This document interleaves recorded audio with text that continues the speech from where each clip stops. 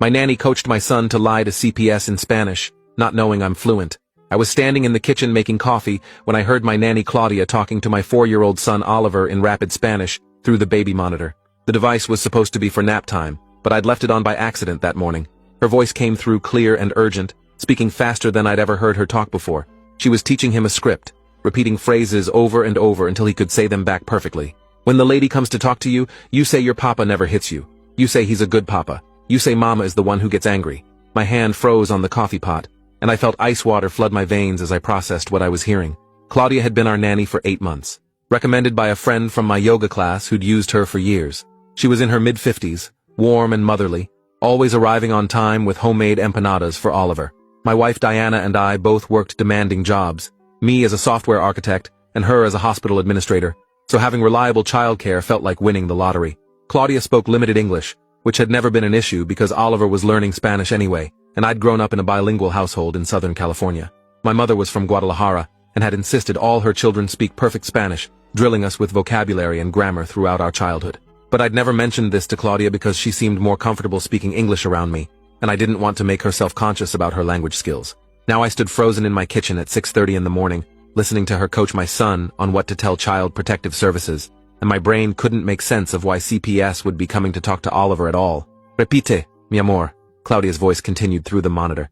Tu papa es bueno, tu mama se enoja mucho. Oliver's small voice repeated the words back to her, stumbling over the pronunciation, but getting the meaning across. Your papa is good. Your mama gets angry a lot. I set down my coffee cup carefully, so I wouldn't drop it, and pressed the volume button on the monitor to make sure I was hearing this correctly. Claudia was still talking, her voice patient but insistent, explaining to Oliver that a nice lady would come ask him questions, and he needed to remember exactly what to say. She told him it was like a game, like when they practiced his ABCs, except this was even more important because it would help keep him safe. My 4-year-old son was being coached to lie to government authorities, and the person doing it was someone we trusted completely with his care. I grabbed my phone and started recording the audio from the monitor, my hands shaking so badly I almost dropped the device. Claudia was moving on to different scenarios now, asking Oliver what he would say if the lady asked about bruises or asked if mommy ever scared him. Oliver kept giving the wrong answers, saying he didn't have bruises, and mommy only got mad when he didn't clean his toys, and Claudia would gently correct him each time. No, Michielo, you have to say mommy gets very angry and sometimes you're scared. Can you say that for me? Oliver repeated it back in his sweet, trusting voice, and I felt rage building in my chest that made it hard to breathe normally. This woman was teaching my baby to accuse his mother of abuse, programming him like a computer with false memories and scripted responses. I saved the recording and immediately started a new one, making sure I captured every word of this conversation before Claudia realized I could hear them. She spent another 10 minutes drilling Oliver on his responses, praising him when he got the script right and patiently correcting him when he deviated from what she wanted him to say. The whole thing was methodical and practiced, like she'd done this before and knew exactly how to manipulate a small child into believing a false narrative. When she finally seemed satisfied with his performance, I heard her tell Oliver they should go downstairs for breakfast, and I quickly shut off the monitor and tried to compose my face into something normal. My mind was racing through possibilities, trying to understand what the hell was happening in my house and why our nanny was preparing my son for a CPS interview we knew nothing about. Had someone reported us? Was Claudia setting us up for something? The sound of footsteps on the stairs made me turn toward the doorway with my coffee cup in hand, trying to look casual despite the adrenaline screaming through my system. Claudia walked into the kitchen with Oliver holding her hand, both of them smiling like this was just another normal morning in our household.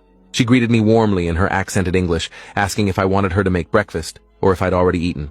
Oliver ran over to hug my legs, chattering about the cartoon he wanted to watch, completely oblivious to the fact that he'd just been programmed to destroy his mother's life. I picked him up and held him close, studying his innocent face for any sign that he understood what Claudia had been teaching him. But he was just my normal happy kid asking if he could have chocolate chip pancakes. Claudia started pulling out ingredients from the pantry, humming to herself while I sat Oliver at the kitchen table with his coloring books. Every movement she made felt sinister now, every smile hiding something calculated and cruel.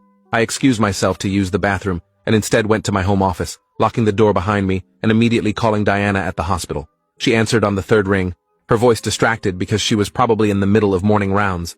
I kept my voice low and told her we had an emergency with Claudia, that I'd recorded something extremely disturbing and needed her to come home as soon as possible. Diana's voice shifted instantly from distracted to focused, asking if Oliver was okay and if she should call the police. I told her Oliver was physically fine, but we needed to talk privately before making any decisions about next steps. She said she'd be home in 40 minutes and to keep everything normal until she arrived. I went back downstairs and found Claudia making pancakes, while Oliver colored a picture of a dinosaur. The scene so domestic and peaceful it made my stomach turn. I sat at the table with my son and tried to make small talk with Claudia, asking about her plans for the day and whether she needed me to pick anything up from the store. She chatted normally about taking Oliver to the park if the weather stayed nice, maybe stopping by the library for new books. Her performance was flawless, not a hint of the manipulation I'd witnessed through the monitor an hour earlier. When Diana's car pulled into the driveway earlier than expected, Claudia looked surprised but pleased, commenting that it was nice she could join us for breakfast. Diana came through the door with her work bag still on her shoulder and her badge from the hospital clipped to her scrubs. She smiled at Claudia and Oliver, but I could see the tension around her eyes, the way her jaw was clenched tight beneath the pleasant expression. I suggested Oliver might want to watch cartoons in the living room, and Claudia immediately offered to set him up with his favorite show. Once they were out of the kitchen, Diana grabbed my arm hard enough to leave marks and demanded to know what was going on. I pulled out my phone and played her the recording, watching her face cycle through confusion, then shock, then pure rage as she listened to Claudia coaching our son to accuse her of abuse. Diana's hands started shaking, and she had to sit down at the kitchen table, pressing her palms flat against the wood to steady herself. She whispered that this couldn't be real, that there had to be some explanation, but I played the recording again, and there was no misunderstanding Claudia's intentions. My wife looked at me with tears in her eyes and asked why our nanny would do this to us, what we'd ever done to deserve being set up like this. I had no answers, just the sick feeling in my gut that we'd invited someone dangerous into our home and given her unrestricted access to our child. Diana wanted to confront Claudia immediately, but I convinced her we needed to be smart about this and document everything before making any moves. I suggested we call a lawyer first to understand our legal options and figure out whether CPS had actually been contacted or if Claudia was preparing for something she planned to do in the future. Diana agreed reluctantly, pulling out her phone to search for family law attorneys while I went back to check on Oliver and Claudia in the living room. They were sitting together on the couch watching animated characters sing about friendship, Oliver cuddled up against Claudia like she was his grandmother. The contrast between this sweet scene and the sinister coaching session from this morning made me feel physically ill, and I had to force myself to smile and ask if anyone needed snacks. Claudia said they were fine, and that she'd make Oliver lunch in a little while, her voice so caring and genuine that I almost doubted my own ears about what I'd heard earlier. But the recording on my phone was real, and whatever game Claudia was playing, we needed to figure it out before she destroyed our family. Diana found a lawyer who could see us that afternoon, and I told Claudia that we needed to run some errands and would take Oliver with us. She looked disappointed, mentioning she'd planned activities for the afternoon, but accepted our decision with grace. I grabbed Oliver and we left the house, not trusting Claudia alone there even for a few hours. We drove to the lawyer's office in tense silence, Oliver chattering in the back seat about wanting to go to the park. The attorney's name was Patricia Volkov, and her office was in a converted house downtown with comfortable furniture and children's toys in the waiting room. She was in her early 60s with sharp eyes and an efficient manner, listening to our story without interruption while taking detailed notes. When I played her the recording, she closed her eyes briefly and then asked permission to make a copy for her files. Patricia explained that what Claudia was doing could constitute several crimes, including child abuse, witness tampering, and conspiracy to file a false report. She asked if we had any idea why Claudia would target our family specifically, and we both shook our heads in complete confusion. Patricia walked us through our options methodically, starting with the fact that we should not confront Claudia directly or fire her yet, because that could spook her into filing a CPS report immediately with Oliver already coached on his false testimony. She suggested we continue acting normal while gathering more evidence about Claudia's intentions and connections. Patricia recommended installing security cameras in our home to document any further coaching sessions, and she wanted us to start keeping a detailed log of all interactions with Claudia, including dates, times, and witnesses to her behavior with Oliver. She also advised us to schedule a wellness check with Oliver's pediatrician to document his current physical and emotional state, creating a baseline record before any accusations were made. Diana asked what would happen if CPS showed up at our door tomorrow, and Patricia's face grew serious as she explained that even false accusations could result in investigations, interviews with Oliver at school, and potential removal of our child during the investigation period. The system was designed to protect children, which meant sometimes innocent families got caught up in nightmarish scenarios where they had to prove their innocence. Patricia said our best defense was documentation, witnesses, and getting ahead of whatever Claudia was planning. We left her office with an action plan and a sick feeling that our lives had become a legal thriller we never auditioned for. I called my mother from the car and asked if she and my father could come visit for a few days, using a family emergency as the excuse without going into details over the phone. My parents lived 2 hours away in Orange County, and my mother immediately said they'd drive up that evening and stay as long as we needed them. Having them in the house would provide additional witnesses to our parenting and to Claudia's behavior. Plus, my mother's Spanish fluency meant she could monitor conversations I might miss. Diana contacted Oliver's preschool and set up a meeting with his teacher for the next morning, explaining that we wanted to document his current behavior and emotional state for our records. The teacher, a kind woman named Leslie who'd taught for 20 years, seemed surprised by the urgent request, but agreed to write up a detailed assessment of Oliver's development and any concerns she'd noticed. We spent that evening installing hidden cameras throughout our house, small devices that looked like phone chargers and smoke detectors, but recorded everything happening in the main rooms. I felt sleazy doing it, like I was violating Claudia's privacy. But Patricia had been clear that we needed video evidence of any coaching sessions or suspicious behavior. My parents arrived around 8 o'clock with suitcases and concerned faces, and I filled them in on the situation after Oliver was asleep. My mother's face went white with rage as I played her the recording, and she started cursing in Spanish about people who hurt children and families. My father, normally calm and measured, suggested we call the police immediately and have Claudia arrested, but I explained Patricia's advice about not spooking her before we understood the full scope of her plan. My mother asked if I'd searched online for information about Claudia, and I realized with a sinking feeling that we'd done only the most basic background check when we hired her. Our friend Bethany had vouched for her enthusiastically, and Claudia had provided references from 2 other families she'd worked for previously. I'd called both references, and they'd given glowing reviews, praising Claudia's reliability and affection for their children. Now I wondered if those references were even real, or if we'd been so desperate for good childcare that we'd skipped important verification steps. My father opened his laptop, and we started searching Claudia's full name, Claudia Mendoza, which was unfortunately common enough that hundreds of results came up. We tried adding our city and state, then her approximate age, then combinations of words like nanny and childcare. After 2 hours of searching, we found something that made my blood run cold. A news article from 3 years ago in a city about 90 miles north mentioned a custody battle where a nanny named Claudia Mendoza had testified against a mother, claiming she'd witnessed abuse in the home. The mother had lost custody temporarily while the case was investigated, but eventually the charges were dropped, and the nanny was found to have fabricated evidence at the request of the father, who was trying to gain full custody during a contentious divorce. The article didn't include a photo, but the age and description matched our Claudia, and the article mentioned she'd worked as a nanny for over 20 years in various California cities. Diana read the article 3 times, her face getting paler with each reading, and then asked the obvious question that was haunting all of us. Why would Claudia do this to multiple families? What did she gain from destroying mothers and coaching children to lie? My father suggested money, that maybe fathers were paying her to help them win custody battles by framing their wives as abusive. My mother thought it might be psychological, some kind of disturbed need to control families or punish women. I had no idea, but I knew we needed to find out if our family was specifically targeted or if we were just unlucky enough to hire a predator. I sent the article to Patricia with a message explaining we'd found a possible match for our nanny's background, and she responded within minutes, saying she'd have her investigator look into it first thing in the morning. That night I barely slept, lying awake next to Diana and listening to every creak in the house, wondering if Claudia was coaching Oliver in his sleep or planting evidence we hadn't discovered yet. At 6 in the morning, I gave up on sleep and went downstairs to make coffee, checking the hidden camera footage from overnight. Nothing unusual showed up, just empty rooms and the normal sounds of a house settling. Claudia arrived at her usual time of 7:30, greeting my parents warmly and not seeming surprised or suspicious about their sudden visit. She explained to my mother in Spanish that she was Oliver's nanny and had been working with the family for several months, and my mother responded in perfect Spanish that it was lovely to meet her, and she'd heard wonderful things. I watched Claudia's face carefully when my mother spoke Spanish, looking for any flicker of concern that another Spanish speaker was now in the house, but Claudia just smiled and continued the conversation naturally. She asked my mother about her life in Orange County and complimented her accent, saying it sounded like she was from Jalisco. My mother confirmed she was originally from Guadalajara, and they chatted about the region for a few minutes before Claudia excused herself to get Oliver ready for preschool. I followed her upstairs casually, mentioning I needed to grab something from my office, but really wanting to observe how she interacted with Oliver now that we were watching.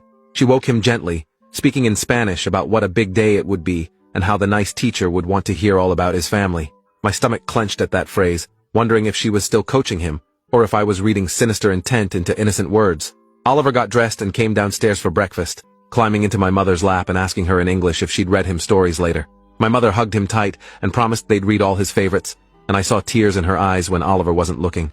We all knew what was at stake here, that if Claudia succeeded in her plan, this little boy could be taken from us based on lies and manipulation. Diana left for work, looking exhausted and terrified, hugging Oliver extra long before she went out the door. I told Claudia I'd be working from home today, setting up my laptop at the kitchen table where I could monitor the main floor while pretending to focus on code. My mother busied herself with cooking and cleaning, staying close to Oliver whenever Claudia was with him. My father read the newspaper in the living room, but I could see him watching Claudia over the top of the pages, his expression harder than usual. The morning passed slowly with no incidents, just normal nanny activities like playing blocks and reading books. But around noon, while I was on a video call with my team and my parents were both upstairs, I saw through my peripheral vision that Claudia had taken Oliver into the playroom and closed the door. My heart rate spiked immediately, and I ended the call abruptly, walking quickly toward the playroom. I could hear Claudia speaking Spanish inside, her voice low and urgent again, and I pressed my ear against the door to listen. She was reviewing the script from yesterday, asking Oliver if he remembered what to say when the nice lady came to visit, reminding him that it was important to protect Papa from Mama's anger.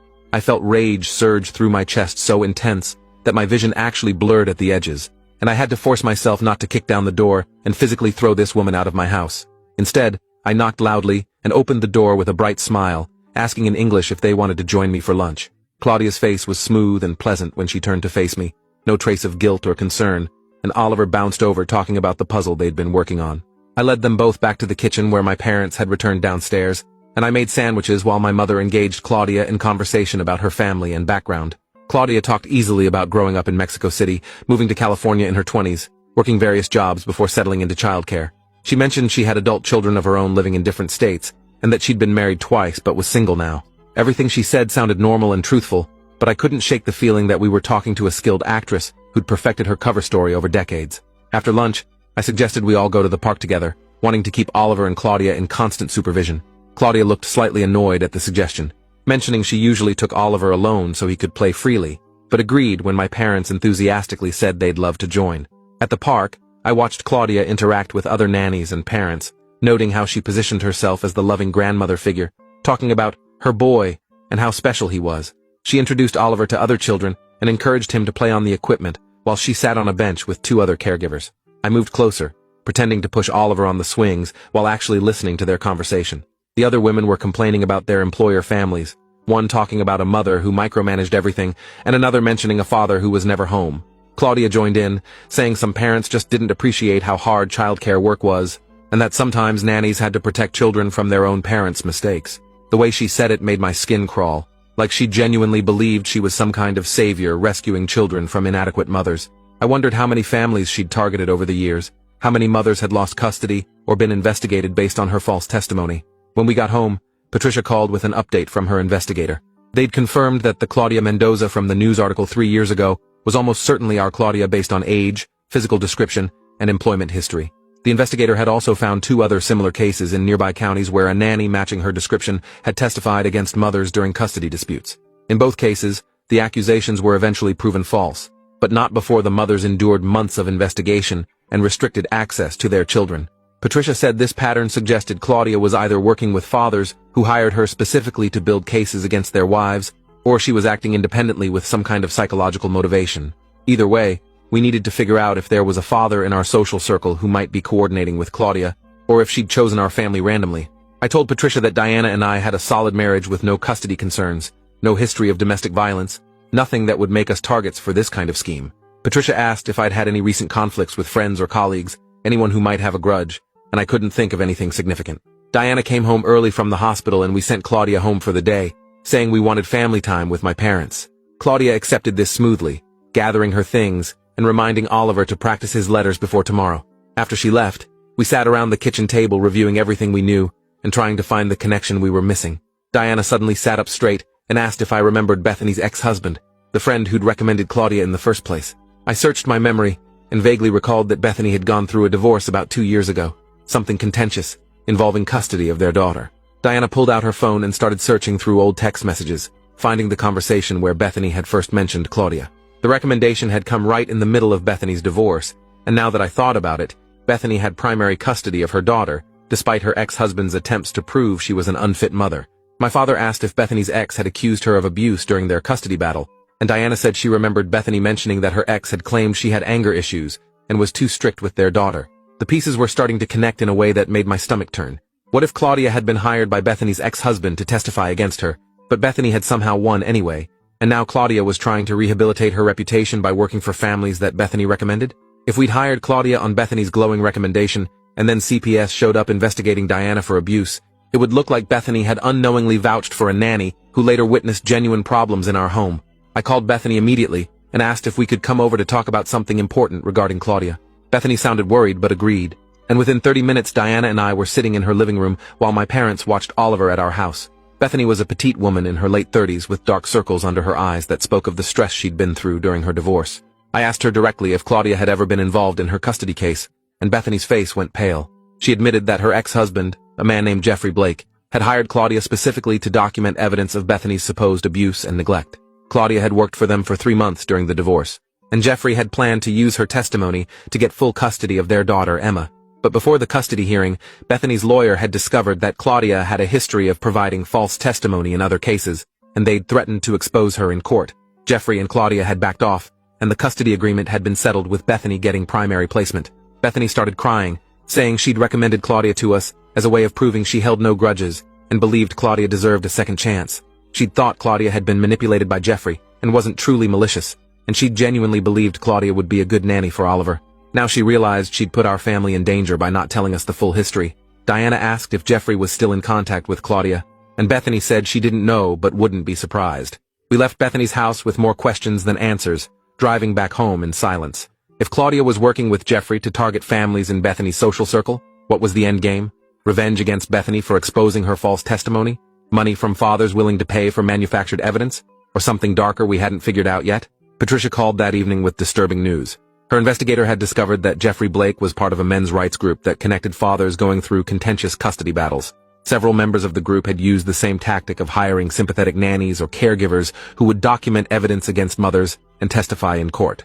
Claudia's name appeared in connection with at least 5 cases over the past 7 years, always working for fathers who were trying to prove their wives were abusive or neglectful. Patricia said this was a coordinated pattern, not random chance, and that we needed to assume Jeffrey and Claudia were specifically targeting our family as retaliation against Bethany.